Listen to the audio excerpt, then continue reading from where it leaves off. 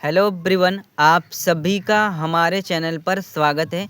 आज की इस वीडियो लेक्चर में हम class 9th English annual examination 2026 के क्वेश्चन पेपर को देखेंगे कि किस तरह से जो क्वेश्चंस है इसमें पूछे गए हैं, और साथ ही ऑल क्वेश्चंस के आंसर को डिस्कसिंग करते हुए पेपर के बारे में यहाँ पर हम लर्निंग करते हुए आगे चलेंगे। सबसे पहले यहाँ पर हम सेक्शन ए में आएंगे तो यहाँ पर हमें एक पैसेज दे रखा है, और इसी पैसेज में से क्वेश्चन नंबर 1 से लेकर 3 तक मल्टीपल चॉइस क्वेश्चंस यहाँ पर पूछा गया है। यहाँ पर इस पैसेज को यहाँ पर हमें अच्छी तरह से पढ़ के समझ लेना है। जैसे पैसेज हमारा क्या दे रखा है, long ago in a small village there lived an old woman who owned a black baby elephant the children in the village call her granny. कि यहाँ पर हम देखेंगे तो लॉन्ग अगो यानी बहुत समय पहले, इन अ स्मॉल विलेज एक छोटे से गांव में, there lived an old women. Old women means होता है बूढ़ी महिला। एक बूढ़ी औरत रहती थी, who owned a black baby elephant, जिसके पास एक काला हाथी का बच्चा था।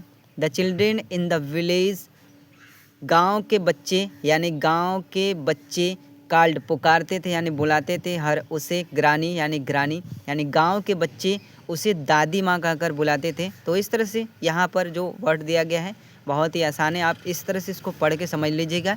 इसमें क्वेश्चन किस तरह से पूछा गया है, जैसे फर्स्ट क्वेश्चन यहाँ पे हमारा दे रखा है, who owned a baby elephant, हाथी का बच्चा किसके पास था। तो ये अभी यहाँ पे हमने पैसेज में पढ़ा, यहाँ पर एन ओल्ड वोमेन के बारे में बात हो रही है, यानी उसी के पास क्या था, ब्लैक बेबी एलिफेंट था, यानी हाथी का बच्चा किसके पास था, एंड ओल्ड वोमेन के पास था।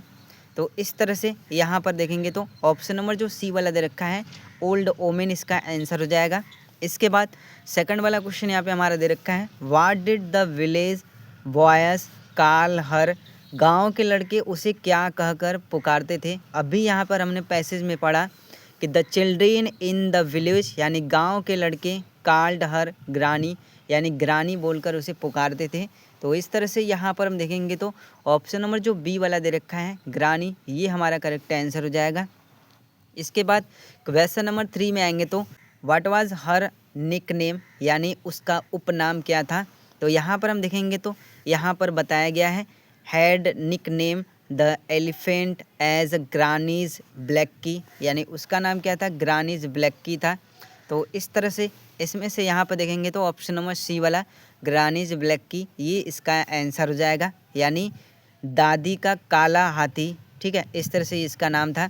इसके बाद क्वेश्चन नंबर 4 to 8 में आएंगे तो choose the correct option to answer the following, यहाँ पर हमें सही विकल्प का चुनाव करना है। जैसे 4 वाला यहाँ पे दे रखा है, सी के बाद यहाँ पर हमें फील करना है।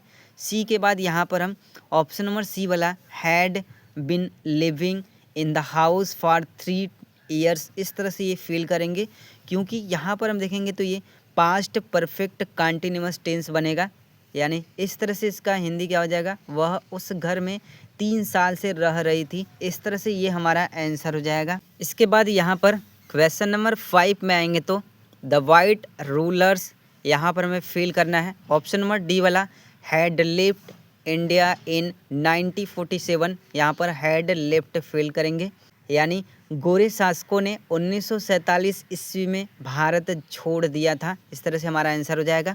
इसके बाद 6 वाला क्वेश्चन दे रखा है, वी गॉट, यहाँ पर देखेंगे तो यहाँ पर एग दे रखा है। तो यहाँ पर देखेंगे तो इसका जो एग है यानी इसका जो साउंड है, यहाँ पर वॉवेल साउंडर है, तो वॉवेल साउंड के लिए यहाँ पर हम एन का यूज करते हैं। तो ऑप्शन नंबर फर्स्ट वाला यहाँ पर हम एन फिल करेंगे, यानी we got an edge in the nest हो जाएगा, यानी हमें घोंसले में एक अंडा मिला, ये हमारा आंसर हो जाएगा। 7 वाला क्वेश्चन यहाँ पर दे रखा है, आई कट माई फिंगर, इसके बाद यहाँ पर हमें फील करना है। तो ऑप्शन नंबर सी वाला यहाँ पर हम विथ फील करेंगे। ठीक है, यहाँ पर हम विथ फील कर देंगे, यानी I cut my finger with a blades, ये हो जाएगा, यानी मैंने ब्लेड से अपनी उंगली काट ली। इस तरह से इसका आंसर हो जाएगा। क्वेश्चन नंबर 8 में आएंगे तो captain Rajesh choose students the इस तरह से यहाँ पर हमें एक सेंटेंस दिया गया है और इसको रीअरेंज करके यानी अरेंज करके एक सेंटेंस यहाँ पर हमें तैयार करना है। तो यहाँ पर हम इसको रीअरेंज करके अगर सेंटेंस बनाएंगे तो ऑप्शन नंबर सी वाला Rajesh captain choose the students, ये हमारा आंसर हो जाएगा। यानी राजेश कैप्टन ने छात्रों का चयन किया। इसके बाद यहाँ पर क्वेश्चन नंबर 9 to 10 में आएंगे तो यहाँ पर हमें एक पैसेज दे रखा है और इसी में से यहाँ पर हमें इसका आंसर देना है। तो क्वेश्चन हमें किस तरह से दिया गया है। क्वेश्चन नंबर 9 यहाँ पर दे रखा है, which of the following adjectives suit narrator's mother, निम्नलिखित में कौन सा विशेषण कथावाचक की माँ के लिए उपयुक्त है, यहाँ पर हमें बताना है। तो पैसेज में यहाँ पर हम देखेंगे तो ही हैड एन आइडियल हेल्पमेट, यानी हेल्पमेट के द्वारा यहाँ पर बताया गया है, यानी कथावाचक की माँ जो थी वो उनका हेल्प करती थी, यानी उनके हेल्प के बारे में बताया गया है। तो इस तरह से यहाँ पर हम देखेंगे तो ऑप्शन नंबर बी वाला हेल्पफुल हो जाएगा, यानी इस तरह का एडजेक्टिव्स यहाँ पर मिलेगा। इसके बाद यहाँ पर क्वेश्चन नंबर 10 में आएंगे तो who is I in the above extract, यहाँ पर मैं उपयुक्त पैसेज में कथावाचक कौन है यहाँ पर हमें बताना है। पैसेज में यहाँ पर हम देखेंगे तो यहाँ पर जैनुलाब्दीन यहाँ पर बताया गया है, यानी जैनुलाब्दीन ये जो नाम है, ये नाम यहाँ पे हम देखेंगे तो APJ अब्दुल कलाम के पिता का नाम है। यानी इस तरह से इसका जो नराटर होगा, यानी इसका जो कथावाचक होगा इस पैसेज का, ऑप्शन नंबर डी वाला APJ अब्दुल कलाम जी हो जाएंगे। इसके बाद यहाँ पर क्वेश्चन नंबर 11 to 13 में आएंगे तो based on your understanding of the prose lesson choose the correct option to answer the following questions, prose lesson के अकॉर्डिंग यहाँ पर हमें सही विकल्प का चुनाव करना है। क्वेश्चन नंबर 11 यहाँ पे दे रखा है, where was Abdul's ancestral house situated, Abdul का पैतृक घर कहाँ स्थित था, यहाँ पर हमें बताना है। तो ऑप्शन नंबर जो फर्स्ट वाला यहाँ पर दे रखा है रामेश्वरम में इसका आंसर हो जाएगा। इसके बाद क्वेश्चन नंबर 12 में आएंगे तो unlike other girls what did Santosh prefer to wear, अन्य लड़की के विपरीत संतोष को क्या पहनना पसंद था, तो ऑप्शन नंबर बी वाला शॉर्ट्स पहनना पसंद था, ये इसका आंसर हो जाएगा। इसके बाद क्वेश्चन नंबर 13 में आएंगे तो Kezia would always find her mother, Kezia हमेशा अपनी माँ को ढूंढ लेती थी, ऑप्शन नंबर बी वाला जो यहाँ पे दे रखा है रीडिंग करते हुए, यानी न्यूज़पेपर रीडिंग करते हुए, यानी पढ़ाई करते हुए, अखबार पढ़ते समय, ये इसका आंसर हो जाएगा। इसके बाद क्वेश्चन नंबर 14 to 15 में आएंगे तो यहाँ पर हमें एक पोट्री से रिलेटेड एक पैसेज दे रखा है और इसी पैसेज में से यहाँ पर हमें मल्टीपल चॉइस क्वेश्चन का आंसर देना है। क्वेश्चन नंबर 14 में आएंगे तो the kind of a house that the poet wants to live in reflects, कभी जिस प्रकार के घर में रहना चाहता था वह प्रतिबिंबित होता है, यानी उसके अनुसार क्या था, तो ऑप्शन नंबर जो सी वाला यहाँ पर दे रखा है सिंप्लिसिटी, ये इसका आंसर हो जाएगा, यानी सादगी भरी घरों में रहना चाहता था। इसके बाद क्वेश्चन नंबर 15 में आएंगे तो what does the poet want to build, कभी क्या बनाना चाहता था, यहाँ पर हमें बताना है। अकॉर्डिंग टू पोएट्री पैसेज यहाँ पर हम देखेंगे तो पैसेज के अनुसार यहाँ पे देखेंगे तो ऑप्शन नंबर बी वाला अ स्मॉल कैबिन, यानी एक छोटा केबिन बनाना चाहता था। इसके बाद क्वेश्चन नंबर 16 to 20 में आएंगे तो based on your understanding of the lesson in the book movements choose the correct option to answer the following question, यहाँ पर हम क्वेश्चन नंबर 16 to 20 में आएंगे तो मूवमेंट से रिलेटेड यहाँ पर हमें मल्टीपल चॉइस क्वेश्चन का आंसर देना है। जैसे क्वेश्चन नंबर 16 में आएंगे तो Johnsy smiled weekly and close, option number जो डी वाला यहाँ पर दे रखा है हर आइस, जानसी मंद मुस्कान के साथ अपनी आंखें बंद कर ली, इस तरह से ये इसका आंसर हो जाएगा। इसके बाद क्वेश्चन नंबर 17 में आएंगे तो the cloth I was wearing look, मैंने जो कपड़े पहने थे वे दिखते थे, यानी वे किस तरह से दिखते थे, तो ऑप्शन नंबर जो डी वाला दे रखा है वियर्ड, यानी अजीब दिखते थे, ये इसका आंसर हो जाएगा। इसके बाद क्वेश्चन नंबर 18 में आएंगे तो it is not too easy but that I am, option number जो डी वाला यहाँ पर दे रखा है टॉकिंग अबाउट, ये इसका आंसर हो जाएगा, यानी मैं यहाँ बता रहा हूँ कि मैं मिस्र नहीं जा रहा हूँ, इस तरह से इसका आंसर हो जाएगा। क्वेश्चन नंबर 19 में आएंगे तो your wall killed this man, आपकी दीवार ने इस आदमी के, ऑप्शन नंबर जो बी वाला यहाँ पे दे रखा है भाई को किल्ड मार डाला, ये इसका आंसर हो जाएगा। इसके बाद क्वेश्चन नंबर 20 में आएंगे तो people run helter skelter as, लोग इधर उधर भागे। ऑप्शन नंबर जो डी वाला यहाँ पे दे रखा है पैनिक यानी घबराहट से, यानी लोग घबराहट से इधर उधर भागे।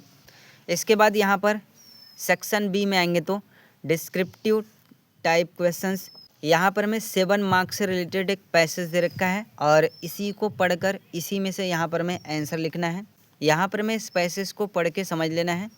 जैसे पैसेज क्या दे रखा है, Pandit Jawaharlal Nehru was a great lover of children, he was a very happy when he was with them, he become a child with children and played with them, forgetting his own cares and worries.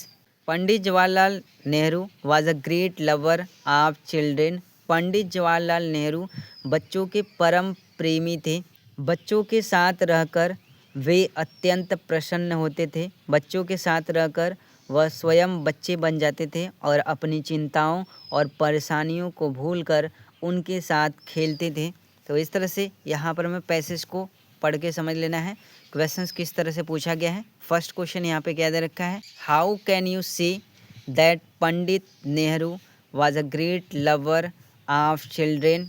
आप यह कैसे कह सकते हैं कि पंडित नेहरू बच्चों के प्रेमी थे। तो इसका आंसर यहाँ पर हमें पैसेज के अंदर ही यहाँ पर मिल जाएगा। यहाँ पर हम देखेंगे तो Pandit Jawaharlal Nehru was a great lover of children, he was very happy when he was with them. पूरा लेकर आप चाहेंगे तो यहाँ से लेकर विथ देम तक लिख सकते हैं, या फिर आप चाहेंगे तो वरीज तक ही इसका आंसर लिख सकते हैं। यानी वो बच्चों के साथ इतना ज़्यादा घुल मिल जाते थे कि अपनी सभी परेशानियों और चिंताओं को भूल जाते थे, क्योंकि वो बच्चों से बहुत ही प्रेम करते थे और उन्हीं के साथ खेला करते थे। तो इस तरह से आप यह कह सकते हैं कि वे एक ग्रेट लवर चिल्ड्रेन थे। इसके बाद यहाँ पर सेकंड वाला क्वेश्चन दे रखा है, how did he behave his sister. उन्होंने अपनी बहन के साथ कैसा व्यवहार किया। यहाँ पर हमें आंसर देना है। तो अकॉर्डिंग टू पैसेज यहाँ पर हम देखेंगे तो इसका आंसर क्या हो जाएगा, यहाँ पर ही से लेकर he always behaved his sister like dear friends, यहाँ तक ये इसका आंसर हो जाएगा। ये हमारा दूसरा वाला आंसर हो जाएगा, यानी वह हमेशा अपनी बहन के साथ प्रिय मित्र की तरह व्यवहार करते थे। इसके बाद यहाँ पर क्वेश्चन नंबर 3 में आएंगे तो what was the main quality of Pandit Nehru. Pandit Nehru का मुख्य गुण क्या था, यहाँ पर हमें इसका आंसर देना है। तो अकॉर्डिंग टू पैसेज यहाँ पर हम देखेंगे तो यहाँ पर हम देखेंगे तो he became a child with children and played with them forgetting his own cares and worries. He से लेकर आप पूरा वरीज तक ये इसका आंसर हो जाएगा। ठीक है, ये हमारा तीसरा वाला हो जाएगा। इसके बाद फोर्थ वाला क्वेश्चन यहाँ पे दे रखा है, give the opposite of the word worries. Worries means होता है चिंता, यानी चिंता शब्द का यहाँ पर हमें अपोजिट बताना है, इसका विलोम शब्द बताना है। तो इसका जो अपोजिट हो जाएगा, इसका जो विलोम शब्द हो जाएगा वो माइंडफुलनेस हो जाएगा। इसके बाद क्वेश्चन नंबर 2 में आएंगे तो write a letter to your friend inviting him to attend the marriage of your sister. अपने दोस्त को पत्र लिखकर अपनी बहन की शादी में आने के लिए यहाँ पर हमें आमंत्रित करना है। इस तरह के लेटर को आपको कैसे लिखना है मैंने पहले से इसकी शॉर्ट वीडियो अलग से डाल रखी है, चैनल पर आप देख लीजिएगा। अथवा करके आप फीस कंसेशन पर आप यहाँ पर एक एप्लीकेशन लिख सकते हैं। तो फीस कंसेशन पर यहाँ पर आपको एप्लीकेशन किस तरह से लिखना है मैंने इस पर भी एक अलग से वीडियो बना रखा है, आप चैनल पर देख लीजिएगा। क्वेश्चन नंबर 3 में आएंगे तो answer any one of the following in about 80 to 100 words. यहाँ पर हमें किसी एक का आंसर 80 से 100 शब्दों में देना है। जैसे मैरिज पार्टी पर यहाँ पर हमें ए से लिखना है। सबसे पहले फर्स्ट हेडिंग यहाँ पर हमारा दे रखा है, हिंट्स के बारे में लिखना है, यानी संकेत के बारे में, इंट्रोडक्शन यानी परिचय के बारे में, प्रिपरेशन के बारे में यानी तैयारी के बारे में, अट्रैक्शन यानी आकर्षण के बारे में, कंक्लूजन यानी निष्कर्ष के बारे में। अथवा करके आप बी वाला कर सकते हैं, जैसे right an article on rain day. आपको रेन डे पर एक लेख लिखना है। तो आर्टिकल के बारे में मैंने एक वीडियो बना रखा है, आप वहाँ से सीख सकते हैं। क्वेश्चन नंबर 4 में आएंगे तो rewrite the following by changing into indirect speech. यहाँ पर हमें इनडायरेक्ट स्पीच में चेंज करना है। जैसे फर्स्ट यहाँ पे दे रखा है, I said to him who teaches you English. यहाँ पर इसको हमें इनडायरेक्ट स्पीच में चेंज करना है, तो इनडायरेक्ट स्पीच में चेंज कर देंगे तो क्या हो जाएगा, आई आस्क्ड हिम हु टाट हिम इंग्लिश हो जाएगा। बी वाला यहाँ पर दे रखा है I know him quit well, इसको यहाँ पर हमें पैसिव वॉइस में चेंज करना है, तो पैसिव वॉइस में चेंज कर देंगे तो क्या हो जाएगा, he is known quite well by me हो जाएगा। इसके बाद यहाँ पर सी वाले में आएंगे तो पंचुएट द फॉलोइंग, यहाँ पर हमें पंचुएट करना है। तो आपको पंचुएट किस तरह से करना है, जैसे there was a king he lived in grand fort, तो पंचुएट करना बहुत ही आसान होता है। यहाँ पर हमें कैपिटल और स्मॉल लेटर का ध्यान रखना होता है, और यहाँ पर जो स्पेलिंग में जो मिस्टेक होता है उसका भी यहाँ पर हमें ध्यान रखना होता है। तो इसको हम पंचुएट कर देंगे तो क्या हो जाएगा, there was a king who lived in a grand fort हो जाएगा। इसके बाद डी वाले क्वेश्चन में आएंगे तो translate the following into English में यहाँ पर हमें ट्रांसलेट करना है। जैसे शांति निकेतन वास्तविक अर्थ में शांति का घर है, Shantiniketan is truly a home a peace, यहाँ छात्र प्रकृति का आनंद लेते हैं, हेयर स्टूडेंट्स इंजॉय नेचर, इस तरह से इसको हम बना लेंगे। इसके बाद क्वेश्चन नंबर 5 में आएंगे तो answer the following in about 30 to 40 words में यहाँ पर हमें आंसर देना है। 6 मार्क्स से रिलेटेड यहाँ पर क्वेश्चंस पूछा गया है। जैसे फर्स्ट यहाँ पर दे रखा है describe the early life of Santosh, यहाँ पर हमें संतोष के प्रारंभिक जीवन का वर्णन करना है। इसके बाद क्वेश्चन नंबर बी में आएंगे तो why Einstein was not liked by his playmates, Einstein को उनके साथियों के द्वारा क्यों पसंद नहीं किया जाता था, यहाँ पर हमें इसका आंसर देना है। तो इसका आंसर आपको किस तरह से लिखना है, इसका आंसर क्या हो जाएगा, Albert Einstein was called brother boring his playmates because he was a quite shy struggle socialize, Albert Einstein के साथी उन्हें पसंद नहीं करते थे क्योंकि वे शांत शर्मीले थे और सामाजिक मेल जोल में कठिनाई महसूस करते थे। इस तरह से ये हमारा आंसर हो जाएगा। इसके बाद यहाँ पर क्वेश्चन नंबर 6 में आएंगे तो यहाँ पर हमें किसी एक का आंसर 60 वर्ड में देना है। जैसे क्वेश्चन नंबर बी वाला यहाँ पर दे रखा है give the character sketch of doctor, doctor का यहाँ पर हमें चरित्र चित्रण करना है। इसके बाद यहाँ पर क्वेश्चन नंबर 7 में आएंगे तो right 4 lineage from any poem prescribed in your syllabus, अपने पाठ्यक्रम में निर्धारित किसी भी कविता का 4 पंक्तियाँ यहाँ पर हमें लिखना है। इसके बाद क्वेश्चन नंबर 8 में आएंगे तो right the central idea of any one of the following poems, यहाँ पर हमें किसी एक पोएम पर सेंट्रल आइडिया लिखना है। जैसे बी वाला यहाँ पर दे रखा है वाइंड, तो वाइंड पर सेंट्रल आइडिया आपको कैसे लिखना है, मैंने इसका सेंट्रल आइडिया की वीडियो पहले से अपलोड कर रखी है, चैनल पर आप देख लीजिएगा। क्वेश्चन नंबर 9 में आएंगे तो answer any one of the following in about 30 to 40 words में, किसी एक का आंसर 30 to 40 वर्ड्स में यहाँ पर हमें देना है। जैसे फर्स्ट यहाँ पर दे रखा है what did the doctor tell Sue about Johnsy, doctor ने शू को जॉनसी के बारे में क्या बताया, इसका हमें आंसर देना है। 10वां क्वेश्चन में आएंगे तो answer any one of the following in about 60 word, किसी एक का आंसर यहाँ पर हमें 60 वर्ड में देना है।